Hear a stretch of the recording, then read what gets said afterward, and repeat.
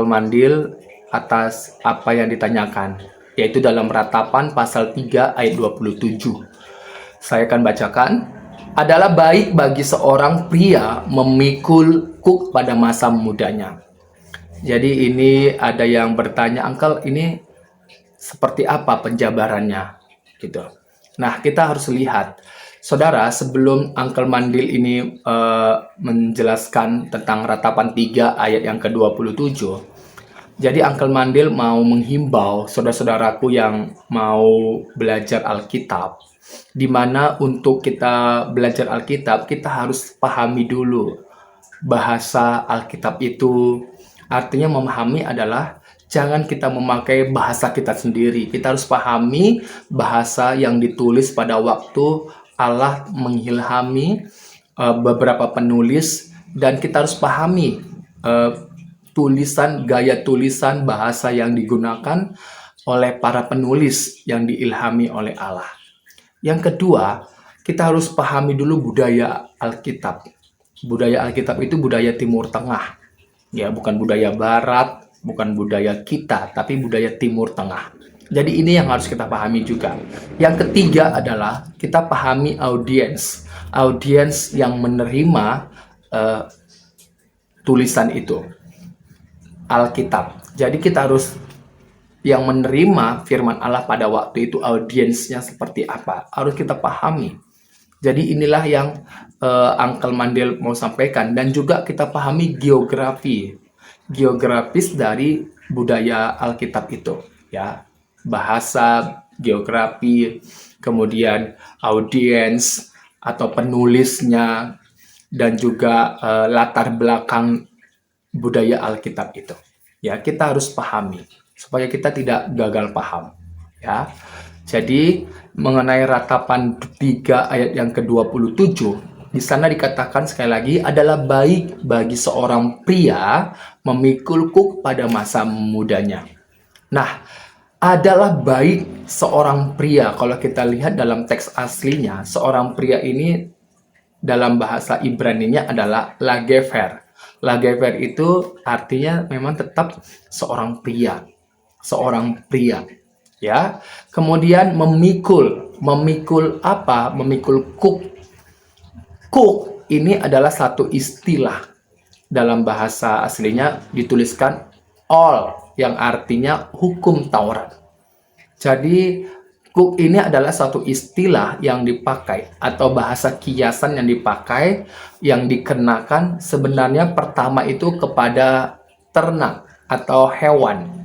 Ya, kalau kita misalnya lihat kayak sapi atau kuda atau banteng, mereka dikenakan kuk.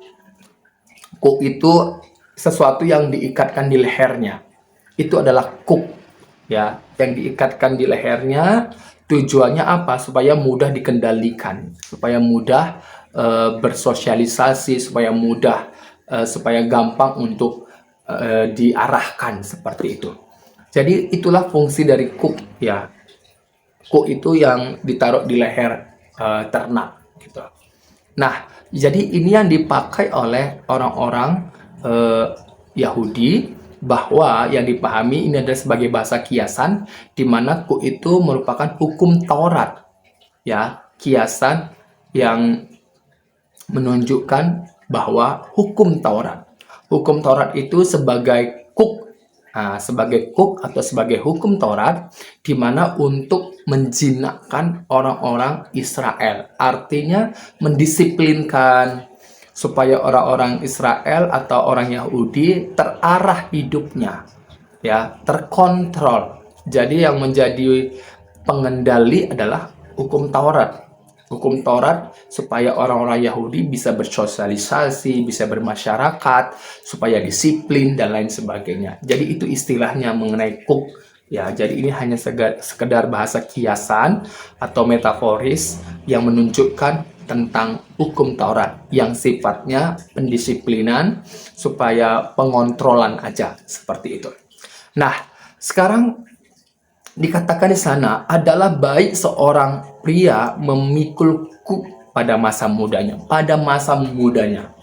Di dalam kebudayaan Yahudi itu ada yang disebut dengan bar mitzvah. Ada upacara yang disebut dengan bar mitzvah. Apa itu bar mitzvah? Seorang anak Yahudi yang berumur 12 atau 13 tahun ya itu wajib mengalami upacara ya atau menjalani upacara bar mitzvah ini untuk menjadikan anak-anak Yahudi yang berusia 12 sampai 13 tahun itu sebagai anak-anak hukum. Nah, sebagai anak hukum. Dalam upacara itu ya secara simbolis anak-anak Yahudi yang usianya 12 sampai 13 tahun melakukan aliyah dalam upacara bar mitzvah itu tadi. Jadi anak-anak Yahudi yang berusia 12 sampai 13 tahun itu melakukan aliyah. Apa itu aliyah? Yaitu naik kemana? Yaitu bemah. Bemah itu adalah menghadap mimbar. Dia naik menghadap mimbar. Ya. Kemudian untuk apa? Untuk menerima kuk. Ketika anak-anak Yahudi yang berusia 12 sampai 13 tahun yang melakukan aliyah dalam upacara bar mitzvah, itu mereka naik mimbar, menghadap ke mimbar, kemudian mereka menerima kuk atau hukum Taurat. Inilah gambaran mengenai pikulah kuk. Nah, pikulah kuk. Jadi seorang pria adalah baik seorang pria memikul kuk pada masa mudanya ini menuju kepada anak-anak Yahudi yang berusia 12 sampai 13 tahun yang harus melakukan yang namanya upacara bar mitzvah di mana anak-anak Yahudi naik atau aliyah menghadap mimbar atau bema untuk menerima kuk atau hukum Taurat. Itulah yang disebut dengan pikul salib. Ya, jadi ini yang Uncle Mandil sampaikan di dalam Ratapan pasal 3 ayat yang ke-27. Ya, biarlah ini juga menjadi pendalaman supaya saudara-saudara juga bisa memahami apa itu yang dimaksud dalam Ratapan pasal 3 ayat yang ke-27. Tuhan berkati.